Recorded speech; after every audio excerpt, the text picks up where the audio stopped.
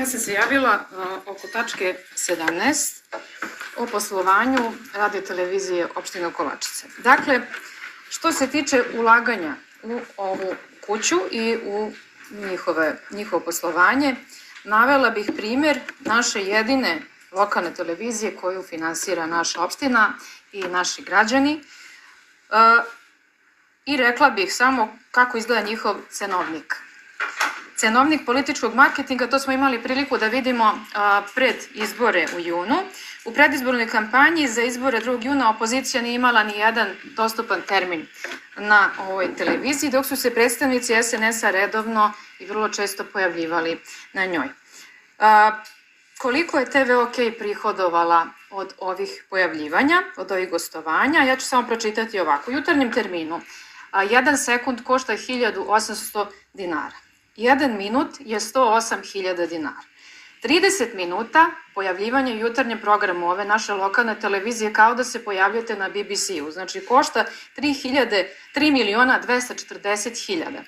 Dnevni termin, ako želite da koristite kao političar, morate da platite 2.000 dinara po sekundi. 1 minut je 120.000 dinara. 30 minuta je 3.600.000 dinara. A u večernjem terminu 2.200 dinara plaćate po sekundi, po minutu 132.000 dinara, a za 30 minuta večernjeg termina morate da izdvojite čak 3.960.000 dinara. Ja vas pitam, ljudi, ko ovde ima te pare? Ko ovde može da finansira jedan večernji ili jutarnji termin? Dakle, koliko je televizija, ok, ovde imamo i predstavnike njihove, koliko ste vi od tih para videli, dobili, zaradili? Da li su ovi ljudi, predstavnici vladajuće partije, uopšte plaćali svoje termine? Ako jesu, postavlja se pitanje odakle im toliki novac. Ako nisu, to znači da je ovaj cenovnik važi samo za članove opozicije, a mi taj novac naravno nemamo. Na koji način je zatim dalje, pitam, TV OK iskoristila ovaj novac od političkog marketinga? Navodno, čuli smo sada nedavno da su promenili vizualni identitet posle 20 i nešto godina od kad postoje i podržavam svaka čast.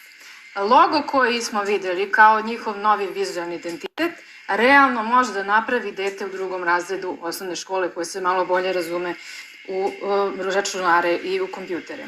Da li je u taj logo uloženo toliko mnogo para?